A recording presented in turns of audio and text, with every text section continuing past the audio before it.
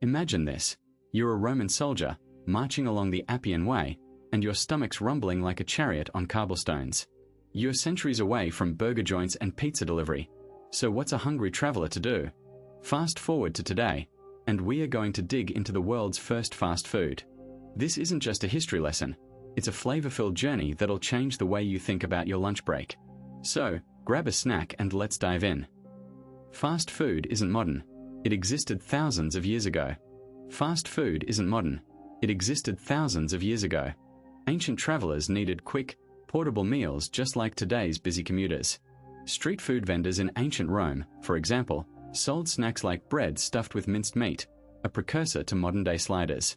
These quick bites were popular among the working class and travelers who needed something fast and filling. Similarly, in ancient China, street food stalls offered steamed buns, dumplings, and noodles, providing a convenient meal for those on the go. Portability was key. Many ancient fast foods were designed to be eaten without utensils. Think of the ancient Greek traveling food like pita bread filled with vegetables, cheese, or meat. This was the original wrap, easy to hold and eat while walking.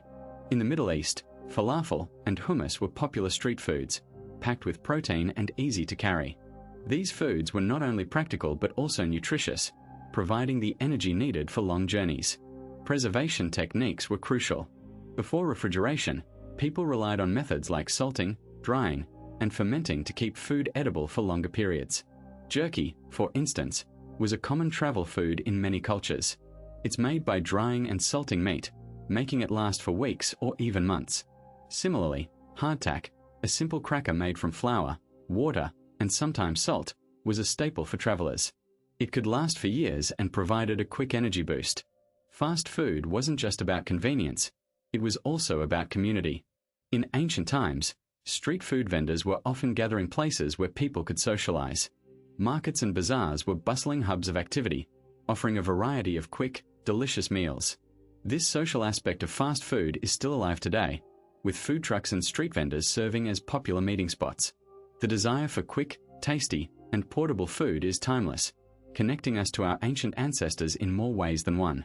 In Rome, thermopoliums serve hot meals to workers who couldn't cook at home. In the bustling streets of ancient Rome, thermopoliums were the go-to spots for a quick, hot meal. These establishments were essentially the fast food joints of their time, catering to the needs of workers, slaves, and even the occasional wealthy patron who wanted a convenient bite. Thermopoliums were easily recognizable by their large, built-in containers, called thermopolis, which were used to store and serve hot food and drinks. These containers were often made of marble or clay and had multiple openings to keep different dishes warm. The menu at a typical thermopolium was simple yet varied. Patrons could expect to find dishes like lentil stew, spiced wine, and even more exotic fare like stuffed dormice. These meals were often one-handed affairs, designed to be eaten quickly and easily. Thermopoliums were not just about food, though. They were social hubs where people from all walks of life could gather, chat, and catch up on the latest news. In many ways, they were the ancient equivalent of modern-day coffee shops or pubs. The layout of a thermopolium was designed for efficiency.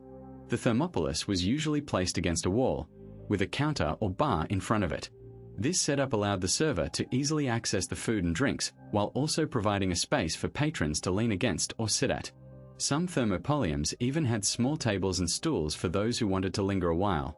The food was typically served in simple clay or wooden dishes, and patrons would eat with their hands or with basic utensils like spoons. Despite their humble origins, thermopoliums played a significant role in Roman society.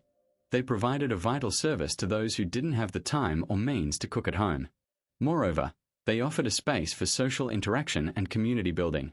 In many ways, they were a testament to the ingenuity and adaptability of ancient Roman culture. Today, the remnants of thermopoliums can still be seen in the ruins of Pompeii and other ancient Roman sites, offering a glimpse into the daily life of ancient Rome. Ancient Greece had stalls selling grilled meat on skewers, the ancestor of souvlaki. In the bustling agoras of ancient Greece, street food stalls were a common sight, offering quick and tasty meals to passers-by. Among these, grilled meat on skewers stood out as a popular choice. These skewers, often made of wood or metal, were loaded with chunks of meat, typically lamb, chicken, or pork, and cooked over open flames. The result was a delicious, smoky, and tender treat that could be enjoyed on the go. This simple yet flavorful dish is recognized as the ancestor of the modern-day souvlaki, a beloved Greek fast food. The preparation of these early skewers was straightforward. Meat was cut into bite-sized pieces and marinated in a mixture of olive oil, garlic, and herbs, such as oregano and thyme. This marinade not only enhanced the flavor but also helped to tenderize the meat. The skewered meat was then grilled over hot coals, giving it a distinctive charred exterior while keeping the inside juicy and succulent. The entire process was quick, making it ideal for busy markets and travel routes. These grilled meat skewers were more than just a convenient meal. They were a social staple. People from all walks of life, from merchants to travelers, enjoyed them. The stalls selling these skewers were often located near busy thoroughfares and gathering places, ensuring a steady stream of customers. The communal nature of eating these skewers, often shared among friends or family, added to their appeal. This tradition of sharing and enjoying grilled meat on skewers has persisted through the ages, evolving into the souvlaki we know today. Egyptian markets offered portable bread pockets stuffed with vegetables and fish. In the bustling markets of ancient Egypt, one could find a quick and convenient meal that might remind modern diners of a taquito or a samosa. These were portable bread pockets, stuffed with a variety of fillings, primarily vegetables and fish. The bread used for these pockets was typically a type of flatbread, similar to pita, which was sturdy enough to hold the fillings without falling apart. This made it an ideal food for travelers and workers who needed a meal they could eat on the go. The fillings varied, but often included chopped vegetables like onions, leeks, and parsley, which were readily available and nutritious. Fish was also a common ingredient, particularly in areas near the Nile or the Mediterranean coast. The fish was usually cooked and then mixed with the vegetables before being stuffed into the bread. Sometimes, the pockets were lightly fried or baked to give them a crispy exterior, adding to their appeal as a handheld snack. These bread pockets were not only practical but also delicious. The combination of crispy bread and flavorful fillings made them a popular choice among locals and visitors alike. They were often sold by street vendors in the markets, who would prepare them fresh throughout the day. This early form of fast food catered to the needs of a busy society, providing a quick, tasty, and filling meal that could be enjoyed anywhere. The concept of portable, stuffed bread has endured through the centuries, evolving into various forms of street food around the world. Travelers on the Silk Road bought dried noodles and spiced meat meant to last weeks. Dried noodles were a staple for travelers on the Silk Road, offering a lightweight and long-lasting food source. These noodles were typically made from wheat flour and water, then dried in the sun or over low heat. The drying process removed moisture, making them resistant to spoilage. Travelers could carry these noodles for weeks without worrying about them going bad. To prepare, they simply needed to add hot water, making them a convenient and quick meal option. The noodles were often paired with other dried ingredients to create a more substantial dish. Spiced meat was another popular choice for travelers. Meats like lamb, beef, and goat were cut into strips, marinated in a blend of spices, and then dried. Common spices included cumin, coriander, and pepper, which not only enhanced the flavor but also had preservative qualities. This method of preparation ensured that the meat could last for extended periods. The spiced meat could be eaten as is or rehydrated with water or broth. It provided a good source of protein and energy, which was crucial for long journeys. The combination of dried noodles and spiced meat offered a balanced diet for travelers. The noodles provided carbohydrates for energy, while the meat supplied protein for muscle repair and growth. This combination was easy to prepare and required minimal cooking equipment, making it ideal for life on the road. Additionally, the spices used in the meat added variety to the diet, preventing taste fatigue. The convenience and nutritional value of these foods made them a practical choice for ancient travelers. In China, steamed buns were created as carry-friendly war rations. In China, steamed buns, known as baozi, have a rich history that traces back to the need for portable, non-perishable food for travelers and soldiers. These buns were designed to be compact and easy to carry, making them an ideal choice for those on the move. The dough encases various fillings, which could range from meat to vegetables, providing a balanced and hearty meal. This ingenious design allowed people to enjoy a hot, satisfying meal without the need for elaborate preparation or cooking equipment. The process of steaming ensures that the buns remain soft and moist, even when carried for extended periods. This method of cooking also preserves the nutrients and flavors of the fillings, making them a practical and delicious option. Steamed buns were particularly popular among travelers who needed food that could withstand the rigors of long journeys. The buns could be easily packed and transported, and their steamed nature meant they could be eaten hot or cold, depending on the circumstances.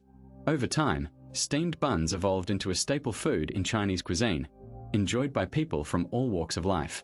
They are now a common sight in markets, street food stalls, and restaurants across China. The versatility of baozi is evident in the wide variety of fillings and shapes available. From the classic pork-filled buns to vegetarian options and sweet variations, there is a steamed bun to suit every taste. This adaptability has contributed to their enduring popularity and cultural significance. In modern times, steamed buns continue to be a beloved part of Chinese culinary tradition. They are often served as a breakfast item, accompanied by soy milk or congee, a type of rice porridge. The convenience and portability of steamed buns make them a popular choice for busy individuals who need a quick and nutritious meal. Additionally, their cultural importance is celebrated during festivals and special occasions, where they are often prepared in large quantities and shared among family and friends. The legacy of steamed buns as carry-friendly war rations has transcended their original purpose, becoming a cherished and integral part of Chinese food culture. Mayan traders snacked on cacao energy bites, early versions of chocolate bars. In the dense jungles of Mesoamerica, cacao beans were more than just a currency. They were a vital source of energy for Mayan traders. These early entrepreneurs would grind cacao beans into a paste, mix it with other ingredients like maize and chili, and shape it into small, portable bites. These cacao energy bites were the ancient equivalent of today's chocolate bars, providing a quick and nutritious snack for those on the go. The combination of cacao, which is rich in antioxidants and stimulants like theobromine, and maize, a complex carbohydrate, offered a balanced energy boost. The preparation of these energy bites was a simple process, yet it required some skill. The Mayans would first ferment the cacao beans to develop their flavor, then roast and grind them into a paste. This paste was mixed with ground maize and other flavorings, such as chili peppers for a spicy kick or honey for sweetness. The mixture was then shaped into small, bite-sized pieces and left to dry. The result was a non-perishable, easy-to-carry snack that could withstand the rigors of long journeys through the jungle. These cacao energy bites were not just a convenient food source, they also held cultural significance. The Mayans believed that cacao was a gift from the gods, and its consumption was often associated with rituals and ceremonies. Traders would carry these bites not only for sustenance but also as a symbol of their status and the importance of their trade. The exchange of cacao beans and products was a crucial part of the Mayan economy, and these energy bites were a practical and valuable commodity. The modern equivalent of these ancient snacks can still be found today, albeit in a more refined form. Energy bars and bites that incorporate cacao and other natural ingredients are popular among hikers, athletes, and health-conscious individuals. The Mayan tradition of combining cacao with other nutritious ingredients to create a portable energy source has stood the test of time. It's a testament to the ingenuity of ancient civilizations and their understanding of the nutritional benefits of the foods they consumed. Fast, cheap, and everywhere, ancient street food shaped modern cuisine. Street food has been a staple for travelers and locals alike for centuries. In ancient Rome, street vendors sold hot food from large bronze pots. These vendors were known as koki, and they prepared simple, hearty meals. One popular dish was a type of sausage called lucanica, which is similar to modern-day hot dogs. These sausages were often served in a flatbread, much like a sandwich. The Romans also enjoyed ustularium, which was a type of roasted meat skewer. These early fast foods were quick, affordable, and could be found throughout the city. In ancient China, street food was equally popular. Vendors sold a variety of foods, including steamed buns, dumplings, and noodles. One of the most famous street foods was jianbing, a type of savory crepe made with a batter of wheat and mung bean flour. It was filled with eggs, scallions, and hoisin sauce. Another popular item was tanghulu, a sweet treat made of candied hawthorn berries on a stick. These foods were not only delicious but also practical for people on the go. The concept of fast food wasn't limited to Rome and China. In ancient Greece, street vendors sold pterifagoi, a type of cheese-filled pastry. These pastries were similar to modern-day cheese pies and were a quick, cheap meal for travelers. The Greeks also enjoyed koloba, a type of sweet rice pudding. These foods were often sold in the agora, the central marketplace of the city. The agora was a bustling hub of activity, much like modern-day food courts. The influence of ancient street food can still be seen today. Many modern fast foods have their roots in these early dishes. For example, the modern-day hot dog can trace its origins back to the Roman lucanica. Similarly, the Chinese jianbing is reminiscent of modern-day crepes and wraps. The practicality and convenience of street food have made it a lasting tradition. It's a testament to the enduring appeal of quick, affordable, and delicious meals. And there you have it, folks. The world's first fast food wasn't all that different from what we grab on the go today. From the Romans' portable wheat snacks to the ancient Chinese's convenient noodles, our ancestors knew a thing or two about eating on the move. They might not have had drive-thrus, but they certainly had their own versions of fast food. So next time you're rushing to your next destination and need a quick bite, remember you're part of a long tradition of travelers who've been doing the same for thousands of years. Maybe you'll even feel a little connected to those ancient foodies. If you enjoyed this trip down the ancient culinary lane, stay tuned for our next adventure. We are diving into the fascinating world of medieval banquets and the extravagant feasts that would make even the most indulgent modern foodie drool. Trust me, you won't want to miss it. Don't forget to like, share, and subscribe for more delicious historical journeys. Until next time, keep exploring and keep eating, just like our ancestors did.